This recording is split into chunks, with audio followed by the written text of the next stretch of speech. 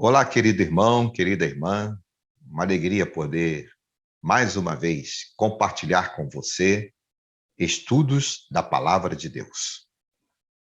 Estaremos trazendo até você uma série de 13 lições a respeito da doutrina do Espírito Santo.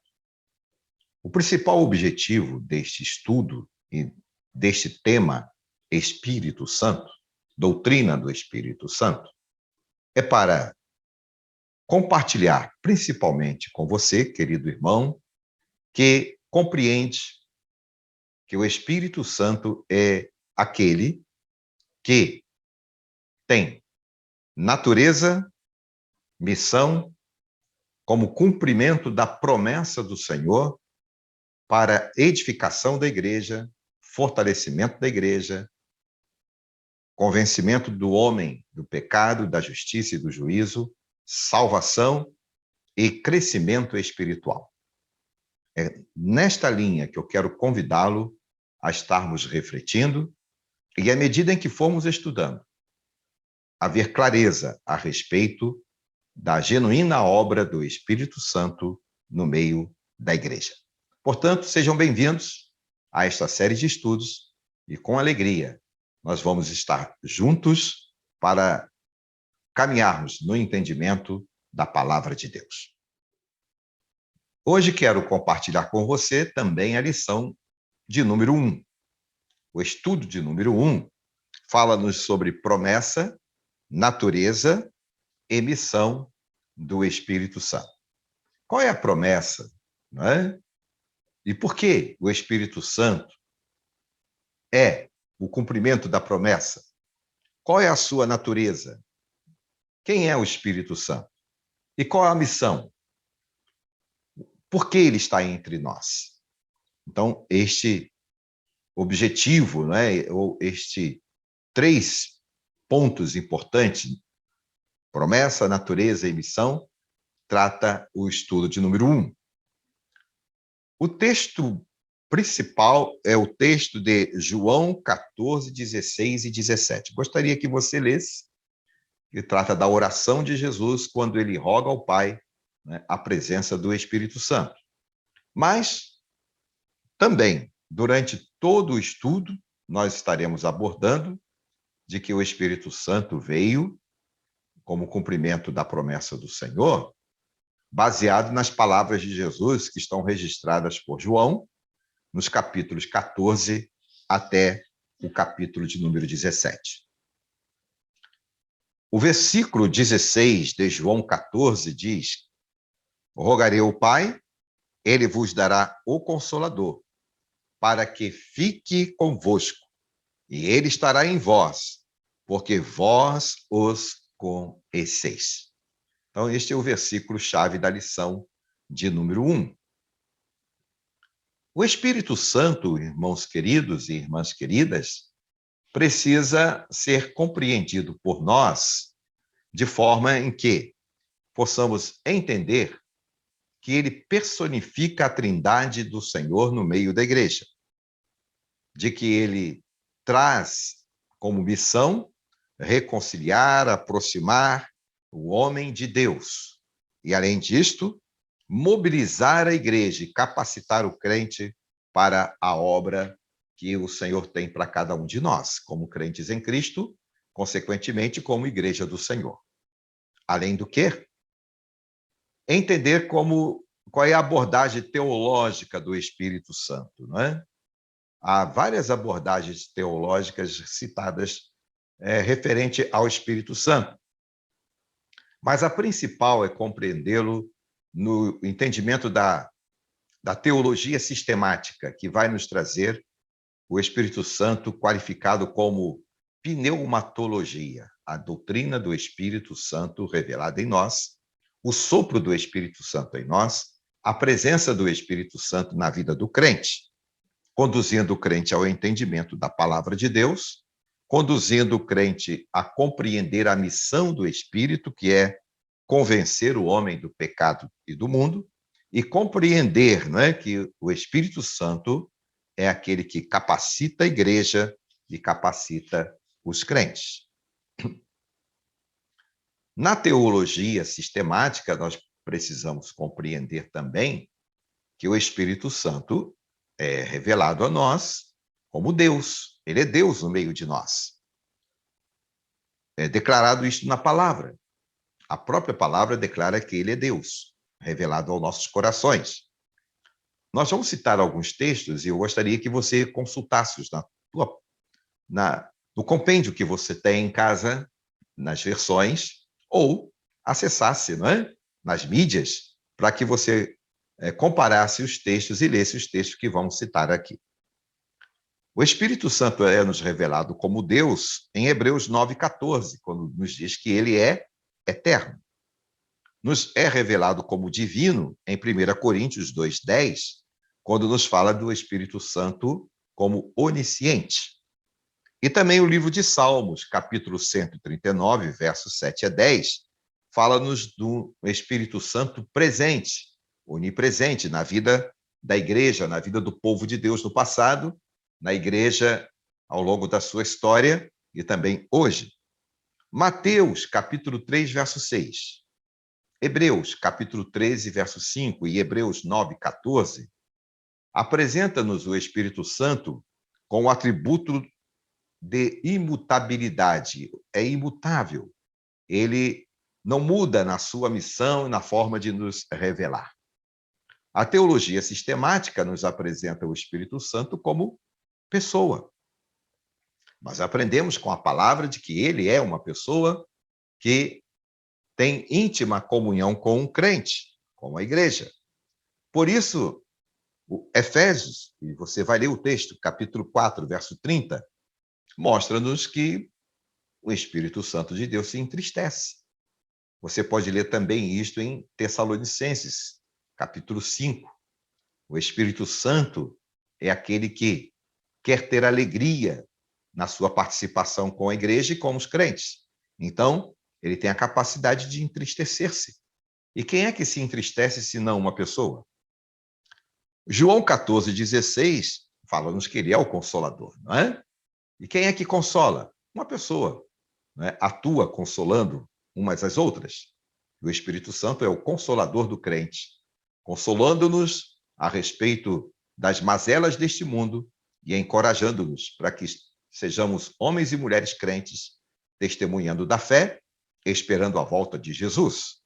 O Espírito Santo, irmãos, ele ora por nós. E ora com gemidos inexprimíveis, não é? E quem é que faz a oração, se não uma pessoa? Romanos 8,36, dá uma olhadinha. Portanto, queridos, está claro que o Espírito Santo é plenamente Deus revelado em nós. Portanto, ainda precisamos compreender que o Espírito Santo está presente na Trindade. Ele faz parte da Trindade. Ele é a personificação da Trindade no meio da igreja. Ele está com o Pai e com o Filho. Leia aí, Mateus 6,8. A presença do Espírito Santo na Trindade. Pai, Filho e Espírito Santo. Leia também Atos, capítulo 5, versos 3 e 4. E 2 Coríntios 3, verso 18. A presença do Espírito Santo. Na bênção apostólica, quando nós impetramos a bênção apostólica, não é? Como pastor na igreja, ali está a presença, a evocação do Espírito Santo na bênção. Em nome do Pai, do Filho e do Espírito Santo, assim como também do batismo dos novos crentes. Ele está presente desde a criação. Lembra da expressão façamos? É a certeza de que o Espírito Santo está conosco desde a criação, não é? Quando o Senhor cria o homem, ali estava presente o Pai, o Filho e o Espírito Santo, e todos aqueles que o Senhor permitiu estar presente no meio, naquele momento da obra da criação, principalmente a presença certa de que Jesus está desde o princípio, assim como o Espírito Santo também desde o princípio.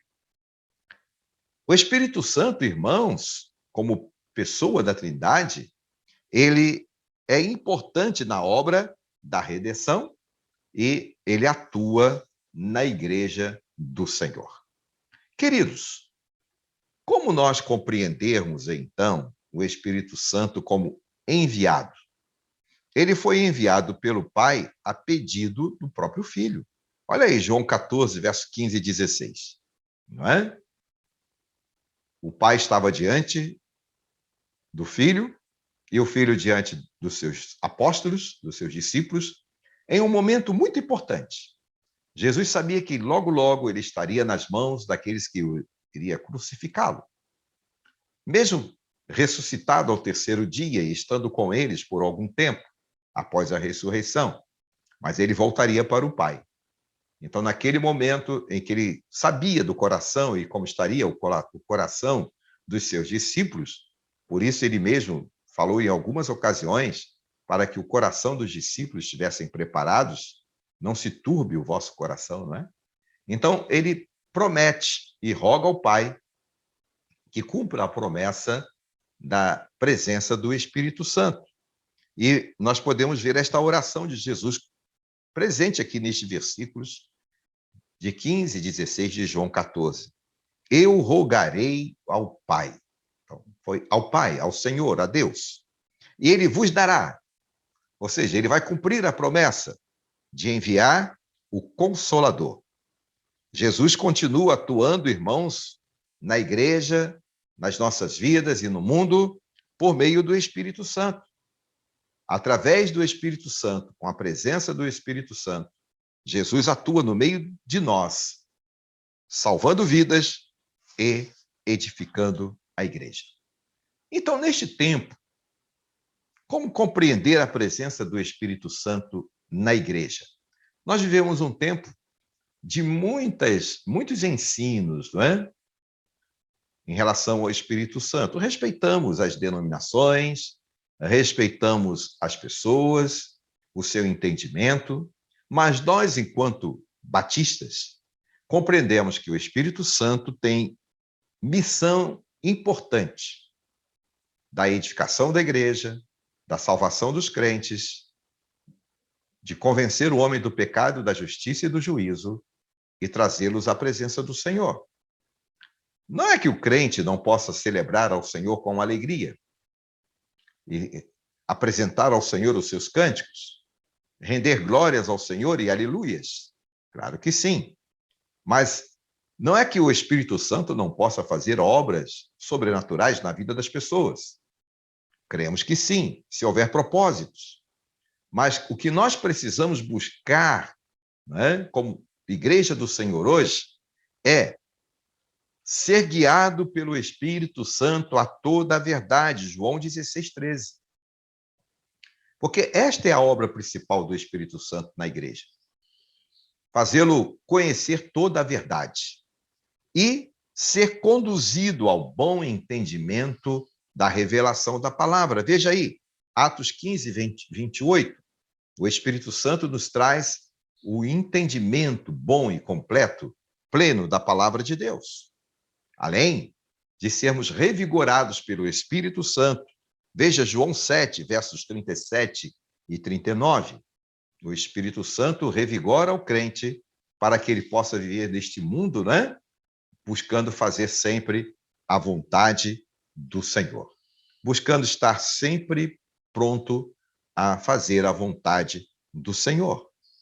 Portanto, queridos, nesta lição, nesse estudo de número 1, nós pretendemos que você esteja compreendendo de que o Espírito Santo é o cumprimento da promessa do Senhor. Atos 2 é cumprimento de Joel 2. Não é? Joel 2 já nos falava da presença do Espírito Santo no meio do povo de Deus, na vida dos jovens, na vida dos anciãos, na vida de todos.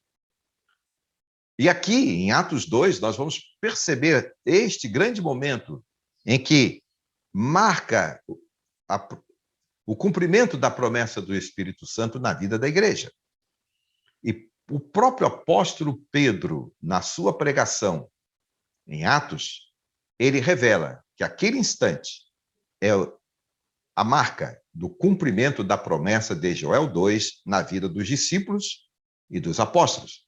Você se lembra que até este momento, os apóstolos ainda estavam sem compreender, mas a partir daquele momento que foram revestidos, né, pelo poder do Espírito, eles permaneceram em Jerusalém, obedecendo à ordem de Jesus. Ficai em Jerusalém, porque do alto vocês serão revestidos.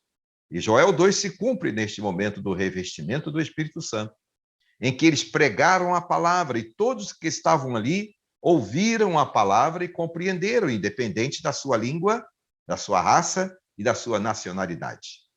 Todos compreenderam a palavra do Senhor revelada por Pedro e pelos apóstolos naquele momento. Então, ele é o cumprimento da promessa do Senhor. E pelo Espírito Santo, irmãos, a igreja continua cumprindo a missão, cumprindo a tarefa de pregar o evangelho, de testemunhar a sua fé diante das pessoas. Portanto, quero concluir lendo para você e refletindo um pouco em João 15, 26 e 27, quando Jesus diz: mas quando o Espírito Santo vier, ou seja, ele já estava afirmando que ele viria, aquele Espírito de verdade, o Espírito que revela-nos a verdade, ele testificará de mim, ele vos fará conhecer a meu respeito. É isto que precisamos compreender como natureza e missão do Espírito. É uma pessoa que testifica de Cristo em nossas vidas. E vocês, então, terão condições, capacitados pelo Espírito, de testemunhar.